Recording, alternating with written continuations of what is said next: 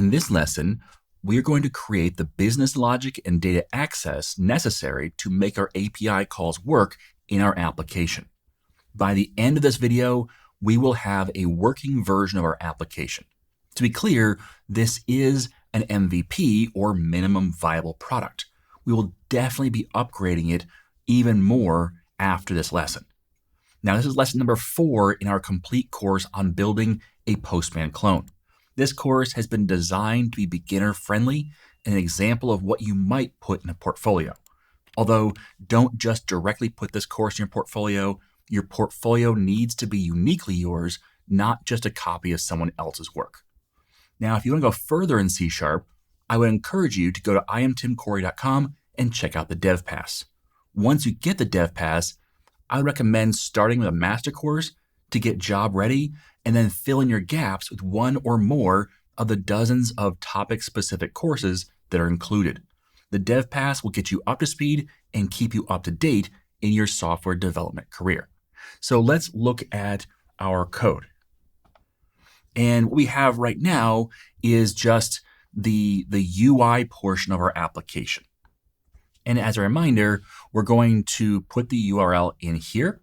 We're going to hit go. And we want to see the results pop up in this results window. So let's jump into our class library and start making changes. The first thing I like to do is delete class 1 because I don't like to have that name there. And I instead create a new class. Actually, I'm going to do Control-Shift-A. I prefer this dialog. Just, the reason why I delete class 1 instead of just rename it is because it's too easy to miss one part of that rename process and then have a class 1 hanging out somewhere. So I just prefer to create a new one. API access is what we'll call this. We're going to keep this simple. We'll use the file scope namespace. We'll get rid of our using statements that we don't, or using directives we don't need. Make it public. So you have public class, API access. And in here, we're going to, don't you love that? It actually already thinks, hey, here's what you could do in order to call an API. But we're going to ignore this and create our own. So we will say public. And for now, here's how I create methods. When I am kind of roughing them in and don't have like everything pre-planned and designed, which I don't, I'm doing this with you. I like to do is say public void. And then I get my name in there. I get what variable types I think I need. And then we kind of expand from there and come back and change the output type. It's up to you. If you already have exactly what you want to do, cool. But saying public void allows you to create something that at this point doesn't return anything. We want it to, but this will probably be an async method. I'm sure it'll be an async method. Therefore, we need to make sure it's marked as async task, but is it async task string, or we return a tuple, or what do we do? So we'll just, for right now, return void. We'll get to there. Okay, let's call it call API, and it keeps trying to suggest things. And you know what? I'm going to turn off the show code completions here, and I'm going to uncheck the global for that as well. Okay, so that way we just turn off all of our suggestions. Let me just do it myself. Let's say string URL. We need a URL, and then let's call that good for now. We're going to add more things after this, but I want to start with the basics of what we want. So you want to call and pass in a URL. And we know that in order to do this, we do need to have an HTTP client. That's what actually makes a web call in C#. But I don't want that HTTP client to be reinitialized every time we call this method. So therefore, I'm going to create that externally. So I'm going to say private read-only HTTP client, and we'll say client equals new. I can say actually just say new.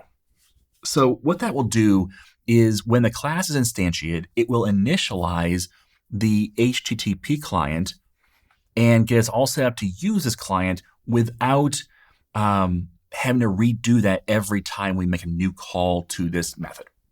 So now I can use the client internally, which let's just start with var response equals, and we're going to have to do an await. Notice it marked now it's async void, which isn't quite right, but it's closer. Await client dot get async.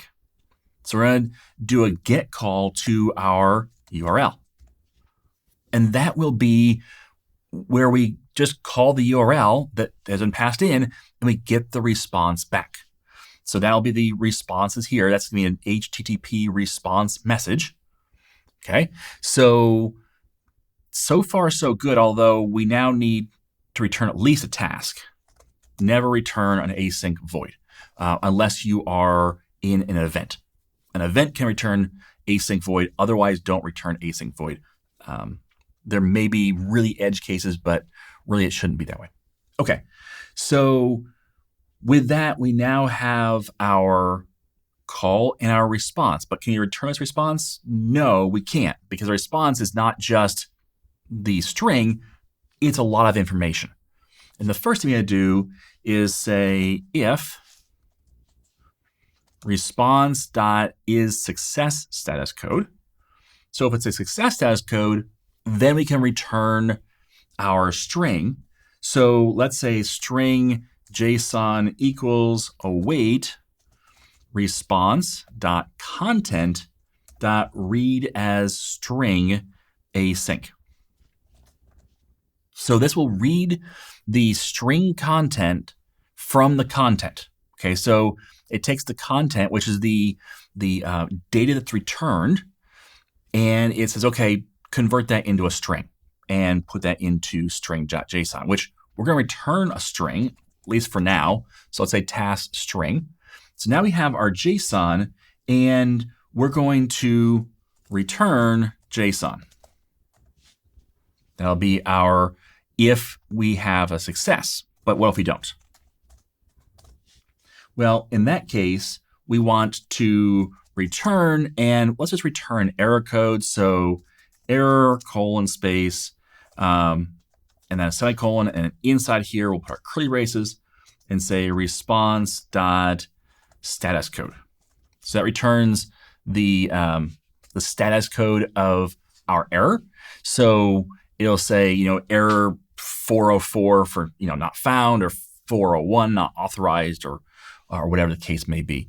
But that will give us our status code.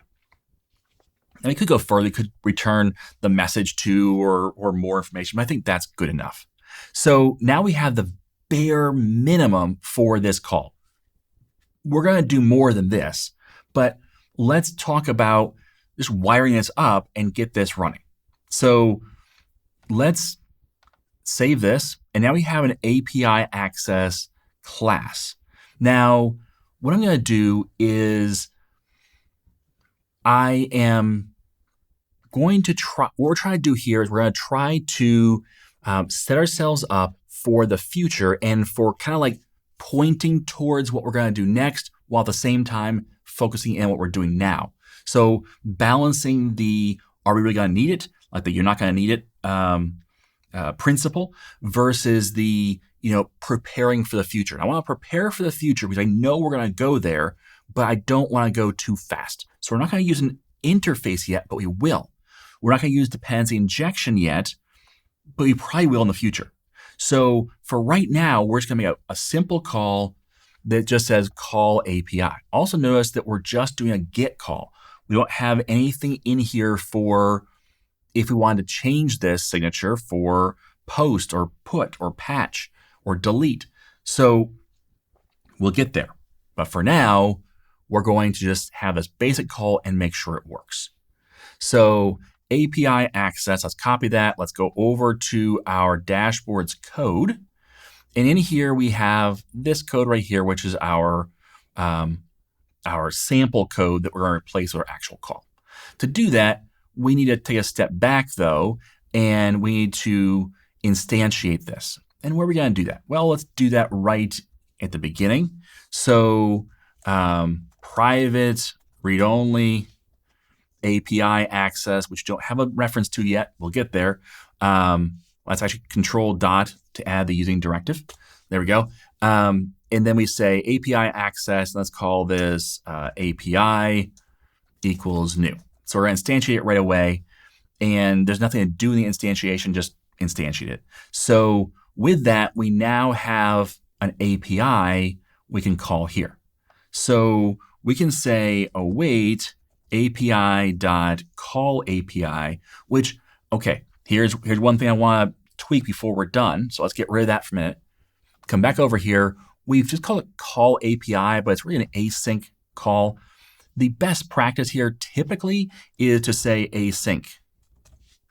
Now, you don't have to. And in fact, if all your methods are async, then it's kind of redundant to call them all async. But let's just be clear here, since there's might be some methods that are async, and we just want to be very clear. So call API async. Okay, so with that, we can say await API.call API async. We need to grab the URL, which let's figure that out. And then we're going to need to put it into results.txt. So we'll put that into our results.txt. Now, if you're not familiar, I have a whole video, actually I have multiple videos on async await, but this await right here says we're going to let the UI have control back until we're done with this call. And we're going to pause the code right at line 22, right in the middle. Like we're going to wait for this to be done, but once it's done, then we'll take the results of that and put it into text. If you forget to put the await here, that's going to put this call, which is a task, into text, which doesn't work. So that's why you're going to get the error. Okay, so what's the thing here? That's the API text. Okay, so let's come down here and say API text.text. Okay, now we've not done any kind of validation of the URL.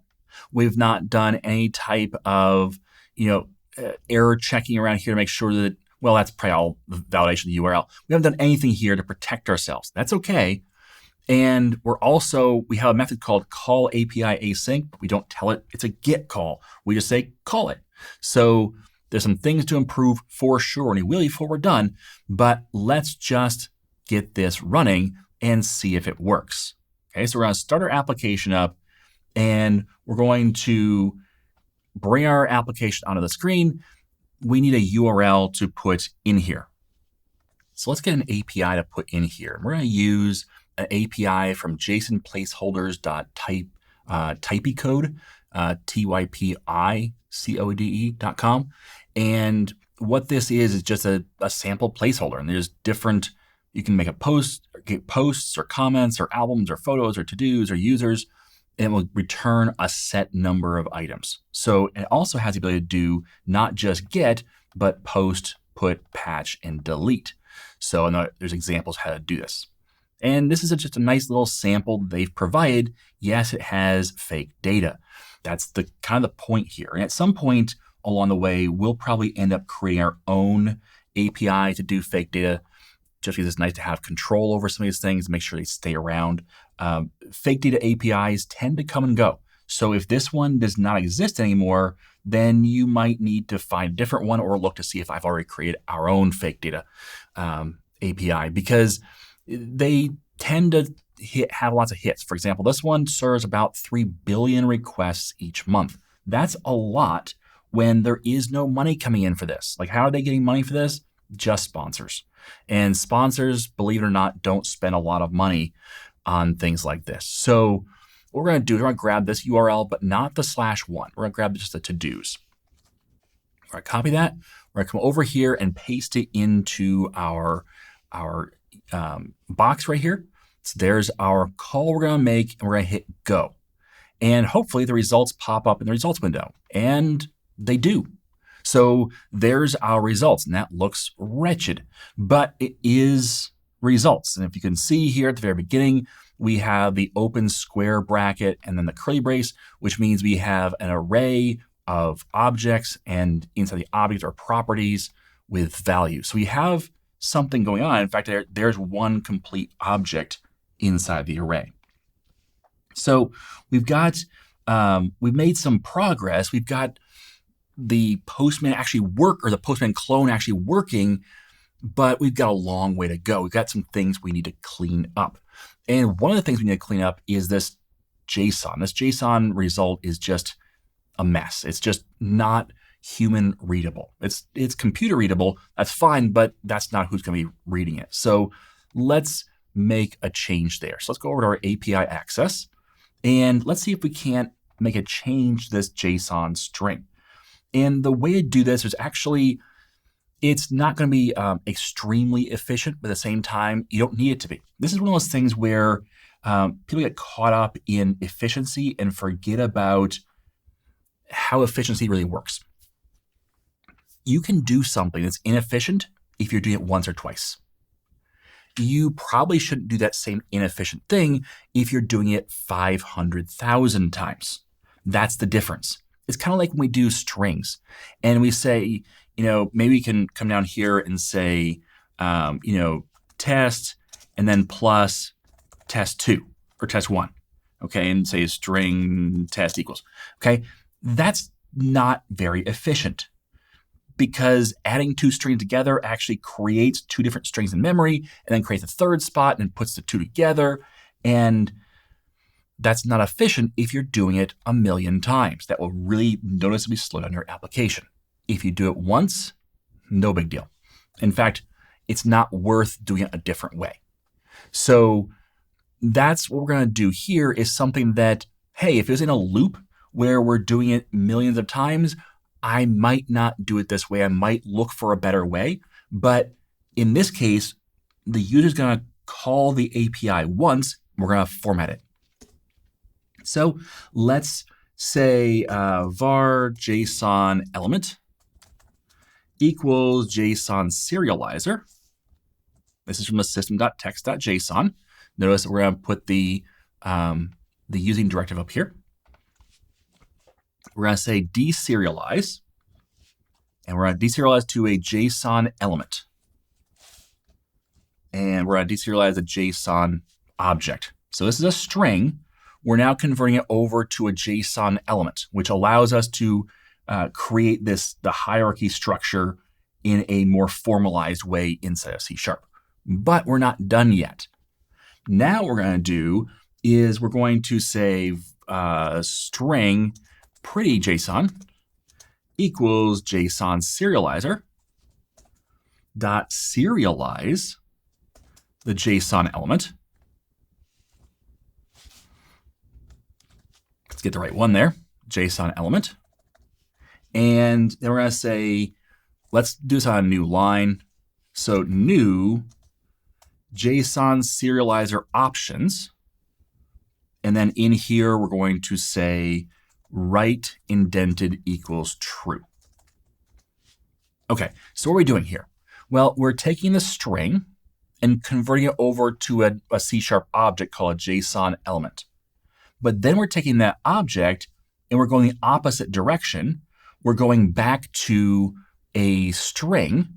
This returns a string. But the way we're getting that string is we're going to then have it right indented. Okay, so we've taken this object and we're going to right indent the value. So now let's return this instead. So we can run this again. And I will copy that URL again so we have it. And paste and go. And now this is a much more readable JSON array where we can tell, very clearly what each object is. So we've made some progress. We've got this looking better, but there's some things I want to tweak. Okay, so first of all, do we always want to return pretty JSON? I'm not sure we do. Sometimes we might want to return just the raw JSON because there's no reason to prettify it, especially if we were going to loop over this and use it just in code. Code doesn't care about pretty JSON. So therefore, we can dispense with that and only get the raw JSON. So let's put an option in here to say Boolean format JSON or format output. How about that? Okay. And then this will, if the format output is true, then we're going to format it. And we'll actually even default it to true. That way we have a default value, and we'll change this over to overwrite JSON.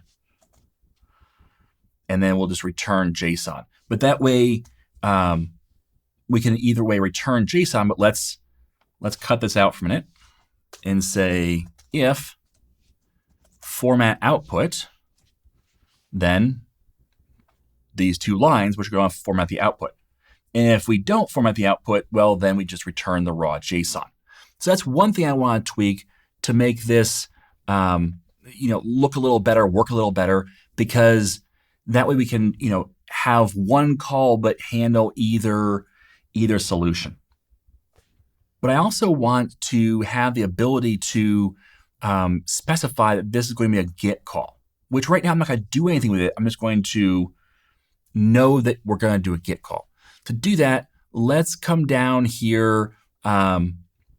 Let's create our a new file. I always right click, but Control-Shift-A, and we're going to call this our enums. I don't typically create a file per enum. I just create one called enums, and then I put it in the namespace, wipe out the class, wipe out the using directives, and now to say public enum, and then in here we're going to say, let's call it HTTP action.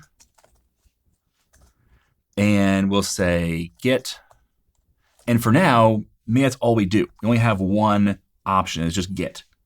Because eventually we're going to have post and delete and put and whatever else we want to support. So let's just put one for right now. And why one? Well, because it seems like it's just kind of wasted effort at that point if we only have one. Let's just put this here, HTTP action, action, and we'll say equals dot get. There's only one option. And let's format this line so it's on multiple, like so. And actually, we'll just bring it down like so. There we go. Why even have this enum, and why even specify it here if, first of all, we're ignoring it down in our body, and we only have one option, which is get? Well, the reason why is we want to show that we are thinking for the future. We're thinking about what comes next. And for us, what comes next is going to be adding more verbs, adding post and put and delete at least, if not patch as well. So with that, then by specifying this, that way if someone looks at our code right now, they see what it does right now, but they also see kind of our direction, the way we're going with things, where we're thinking things through and going, oh, okay, I get this. I think I can see where they're going. I can see the kind of the, not just where they are today, but where they're moving to in the future. This is a really important thing for portfolio items. Portfolio items, not usually ever completed. There's more to do. And so if there's more to do, you kind of want to show that. So you're not just saying, hey, this is a completed project, but more like, this is where we're at right now in the project, and this is where we're going, or this is where I am going. Since it's a portfolio piece, probably an I, not a we. Okay, so what that means is now I want to have this kind of point that direction. So because these are all defaults, I don't have to do anything over here in my code. It just works. Okay, I don't have to specify anything else here. But next up, what we need to do is we need to add in this validate URL. So let's go back over to our API access. This is the right place to do this. So let's collapse down our code here so we can just look at our method more, or our class more easily. And let's create a public bool, and it'll just be true or false. Is it valid or not? And we're going to say is valid URL. Okay, we'll pass in the URL, and we're going to pass back, is it valid or not? So With that, we can also call it inside the call API async again if we wanted to. But for now, we're not going to do that. We're going to call it separately in the UI. We're going to kind of trust that process a little bit. We can kind of workshop that and work through, is that the right place of doing it? Never trust the user, and by extension, never trust the UI designer. So you always want to trust but verify. And so you want to say, hey, yeah, we're going to expect you to do the right thing, but at the same time, we're going to check everything you do. So it's not a bad thing usually to validate more than once. And the developer and you might be going, wait, no. We've got don't repeat yourself, and I don't want to repeat myself, therefore don't validate more than once. And that's not what don't repeat yourself means. So don't get caught in that trap. Definitely, if it makes sense, validate more than once, because there's different steps along the process where maybe, especially when you're doing client-side validation, this is more web, where you're doing it with JavaScript, that can be bypassed. And so you validate again on the server. And you know what? Maybe you validate more than once in the server because maybe you're getting data from somewhere else, another data access location, maybe an API, maybe from a different database. You still need to validate that because you're not positive that data is valid. So don't just trust because it comes from a database or comes from an API that it's valid data either. So just think that stuff through. We might call this more than once eventually, but for now, we'll just call it in the UI. But just keep that in mind. Okay, so first we're going to do the easy check. If, and we're going to do a string.is null or white space on the URL. Because this is more than just null. They could pass in empty string, and that would be marked as valid then. We don't want that. And they could pass in a URL that has just spaces in it. And that also wouldn't be valid. So therefore, we're going to check to make sure it's not null, it's not empty, and it's not just white space. So if it's any of those things, then return false. Okay, meaning no, it's not valid if it's any of those things. Now, some of you may look at this and say, we could, make this, take the curly braces out. We only have one thing here. I don't like doing that because of the fact that I may log something here, or I may add something else, and putting curly braces in afterwards, not my favorite thing. This is consistent all the time. I love consistency as a developer. I don't like the idea of, well, when you're doing it this way, you do this. When you're doing it that way, you do something else. I prefer to have consistency and be prepared for any future changes, okay, like adding logging here. So I'm going to leave it as is.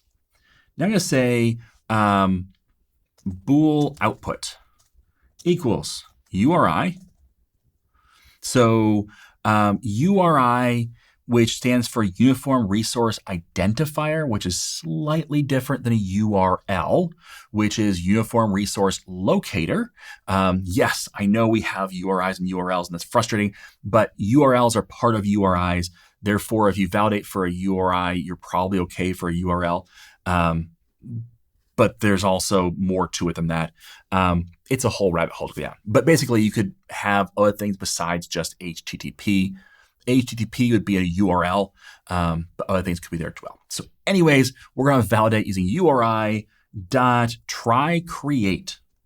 And so we're going to take our URL, and then we're going to say, what options do we have? So URI kind, is it a relative path or an absolute path? We want it to be an absolute.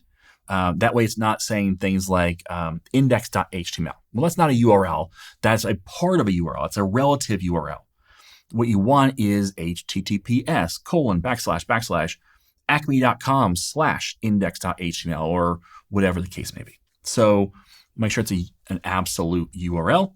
And then after that, we want to get our results. Now, this is an out variable. So we have to say out URI output. Now, that will give us the a URI. We're not really going to need that necessarily. So we just need to know that it's available. Okay, so as long as it creates properly, this try create will say, yes, that worked, it parsed. It's kind of like if you ever used int.try_parse, where you're converting to an integer. If it returns true, it did work. If it returns false, it did not work. Well, this is going to tell us the same thing. But we're not quite done yet. I put a semicolon here. I'm actually going to take it away and put a double ampersand. So this first thing returns a true or a false. I'm going to say and, because I want something else as well, and that is I'm going to validate that the URI output dot scheme equals URI dot, I'm going to say just HTTPS. Okay, so you could say put an or here and say or HTTP, but really anymore in today's modern web, if you're calling an API or anything really that's an HTTP, it's probably not a good thing. Okay, you really need to have HTTPS for everything. So I'm going to just have it be HTTPS. What that's going to do is it's first going to try to parse our URI. So if that parses, it creates this variable called URI output. So if that's true, then it's going to continue on and validate that that URI is HTTPS. Those are the two things it's going to do to check our API's URL. So, however, if this fails, okay, so the try create fails, it cannot convert the URL into a proper URI, then we're not going to have a value for URI output. It can actually be I believe a null, because URI is a class. So therefore it's a null. But that's the default value. But we're not going to continue because because it sees an and, it says, well, if the first one's false, I don't have to go any further. Because if that's false, I don't care what this value is because the result is going to be false. I have to have a true and a true. So if one of them is false, it does not continue to evaluate. It short circuits. So it says, nope, I'm done here if this is false. So therefore, we wouldn't even get here because this would fail if this was null. But no worries because it can't get here unless this is true. So with all that being said, we have our output, which we can then return output. So that'll return either true or false. It will only return true if it's not null, empty, or white space, if it's a valid URL, and if the URL starts with HTTPS. That will return true. Otherwise, it will return false. So with that, we can now come back to our validate API here, and we can do some work and say, let's go with if API.isValidURL and pass in our URL, which is our API text.text equals false. Okay, so if it's false, we're going to do something. What we're going to do is we're going to say, let's change this text right here to say invalid URL and then return. Okay, so if the URL is not valid, then mark the system status.text to be invalid URL and return. That's it. Short circuit the whole method and be done. We don't call this at all. Now, you may have noticed I said double equals false here when the eagle-eyed among you might say, well, actually, you could do this, and that would work. And absolutely that would work. But if remember, code is meant to be read by humans. So it's not there for the compiler. It's there for you to read. That's why it looks like it does. It doesn't look like ones and zeros because it's meant to be read by humans, not by computers. It then is converted into something that computers can read. So if code is meant to be read by humans and you will read your code lots more often than you will write it, well, is that easy to read? And my argument is no. It's very easy to scan this code and go, hey, if it's a valid URL, then say, wait, why are we saying invalid URL if it's a valid URL? Oh, I missed the fact there's a little character, the thinnest character possible right here that indicates that this is the opposite. Okay? I don't like that, which is why I don't do that. I do this. Because you scan through and say, is valid URL? Oh, it's false. Okay, so it's not a valid URL. Okay, we're going to say invalid URL. It just makes it easier to read in my estimation. Now, you can disagree with me. You can change it. You can do it the way you want to do it. But just note, I have seen more than a few times errors in code because someone missed the bang character, the exclamation point, and did not realize it was the opposite of what they thought it was. So those are fun little errors to track down because it looks like the code is right and they wrote code that seemingly works, but it works in opposite. And you're like, why is it working in opposite? You have to track it down and figure out, oh, they didn't realize we have to swap the if and the else here, and then it will work. So it can cause some messy problems. I have not seen this cause messy problems. All I've seen is people complain. That's it. So if complaints are the biggest problems you have for code, then your code's doing great. I'd rather have people complain about my code that runs rather than my code being broken. So personal opinion, you take with it what you want to do. Okay, so now we're going to validate our URL. Let's run this again. And what we're going to do is we're going to put in an invalid URL here. Let's put hello world and hit go. Notice down here it says invalid URL.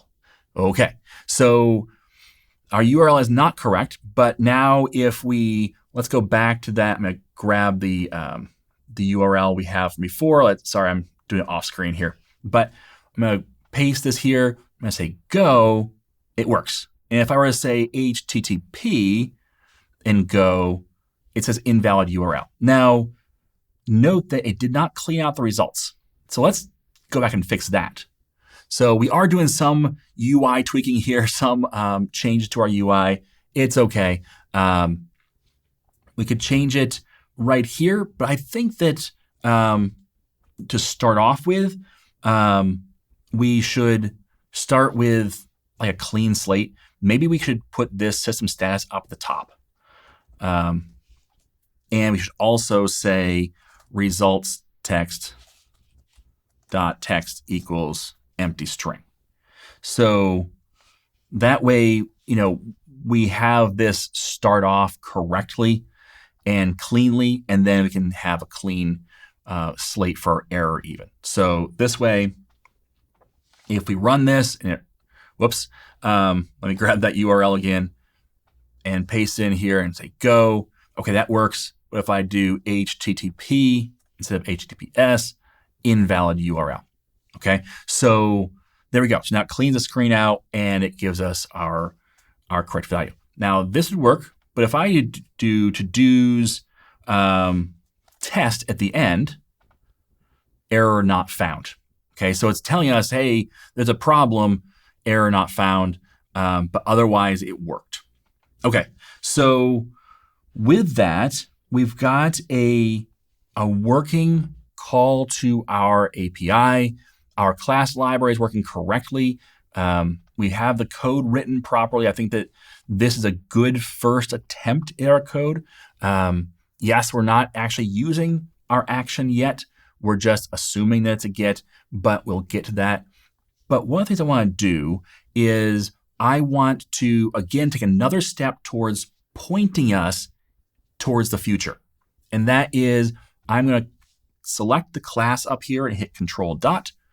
And I want to extract an interface. I call it iAPI access in a new file. And when I do that, we now have iAPI access right here with our two lines here. And when I do this, I can come back over here and I can say I API access equals new API access. Okay, now why would I do that? Because it seems like it's just overhead. And the first thought you might have is, well, Tim's getting ready for dependency injection. And that is true. This is one of the things that I'm doing is this is preparation for dependency injection. All I have to do is then ask for it in my constructor instead of doing it here. And then here, I have this up here. And instead of putting it here, I can actually just ask for it in my constructor. Actually, I'll be asking for a factory and then creating a client. But either way, I'll be doing that in my constructor and just populating this variable. So I'm ready for dependency injection. But that's not the only reason I would use an interface here as opposed to the actual class. So when you use the actual class directly, then this class is tied directly to that class. And it's hard to separate the two. So if I were going to unit test some code, well, now that these two classes are intertwined, it's a little harder to do. Whereas if it's an interface, well, then I can, basically remove that or extract that dependency and swap it out for something else that I control and maybe doesn't actually return, doesn't actually do all the work of validating the URL, maybe it returns a true or false. So that way, if you're doing a unit test and say, hey, what happens if I return an invalid URL? Well, you can just have your IAPI access always return false for validating the URL. And then you can see what happens. And you can do the same thing with true. And you can do, you can control the narrative a lot more than if you're actually calling real APIs and hoping to depend on those things and all the rest. So this is really for unit testing, for making sure that you're ready to be able to separate out dependencies. So it's great for dependency injection. It's great for unit testing. It will also be good for later if we decide to upgrade this API access, but want to leave this class in place, where maybe we want to have a better API access, and then we can slowly swap out and swap over to the new one because it's still IAPI access. It's just under the hood, there's something better. So lots of different reasons to use an interface. Right now, it's overkill. Okay, to be clear, right now it's overkill. And if you were going to stop the application at this point, then I wouldn't do it. But I am doing it here because of the fact that we're preparing for the future. We're planning for doing more work on this. Okay, so with that, the applications should still all work the same exact way. Let's just fire it up one more time, and I will copy that URL. We'll paste it in here and go. It all still works, but now we're set for the future. We're set to, take the next step in this application while at the same time having a working application. And like I promised at the beginning, we now have a working application. It is an MVP. It's a minimum viable product. And this is what I want to encourage you to do. Do not get distracted by saying, oh, we have to add post, we have to add put, and continue to do and kind of half complete different pieces. Try to get something done. Get something done. Yes, it's not perfect. Guess what? It never will be. So as it is right now, this works. As it is right now, this is a valid Postman clone for very limited situations. What we're going to do next is continue to expand out the functionality to these other types of actions. But before we get there, the next lesson, we're going to talk about how do you put this into your portfolio right now. So one of the questions I get a lot is, well, Tim, I'm building desktop apps. I can't put those in my portfolio, right? No, you definitely can. You definitely should.